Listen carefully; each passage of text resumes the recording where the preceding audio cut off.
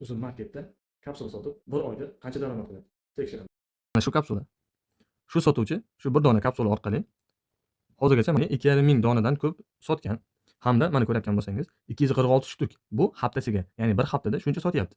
Endi buni hisob kitobini qilib ko'ramiz. 246 shtukka ko'paytiramiz 4 ga, ya'ni bir oylikni hisob kitobini qilib ko'ramiz. 984 ta. Demak, buni olamiz, 900 ta deb olib olamiz. 900 shtuk oyiga sotyapti bu. Endi buni buning sotayotgan narxi 58.900 so'm. Uzumning o'zini komissiyalari bor. Kapsula uchun komissiya 17%. Ko'paytiramiz 0.17 ga. Mana 10.013 so'm. Endi yana 8.000 so'm logistika haqqi bor. Ya'ni klientgacha yetkazib borish haqqi 8.000 so'm oladi. Endi bundan mana 58.900 dan ayiramiz 8.000 ni, ayiramiz 10.013 mana 40.887 qolyapti. Bu kapsulani Xitoydan olib keladigan bo'lsak, bizga qanchaga tushadi? Hisob kitobini qilib ko'ramiz. Ketdik. Biz qidirayotgan kapsula shu Xitoyda.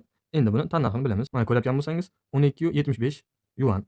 Hop, 12.75 yuanimiz o'zbek so'mida qancha bo'ladi? Buni hozir hisob kitobini qilamiz. 12.75 yuanimiz ko'rayotgan bo'lsangiz 22.690. Bu endi kargosi bilan bizga 35.000 atrofiga keladi. Agar ko'proq olsangiz 30.000, 32.000, 30.000 atrofida ham keladi. Bu sizni olayotgan obyomingizga bog'liq. 40.887 ni ayiramiz. Undan tovarning tannarxini ayirib tashlaymiz. 5.887 ni bir oylik sotilayotgan donaga ko'paytiramiz. Ya'ni 900 taga mana 900 ta 5.298.000. Bu sotuvchi bir dona kapsula sotib shuncha foyda qilyapti. Bu sotuvchi 15 tadan ziyod tovari bor. Yaxshi sotilayotgan tovarlar. Endi o'zingiz hisob kitоб qilib ko'ring. Bu bir oyda qancha foyda qilyapti?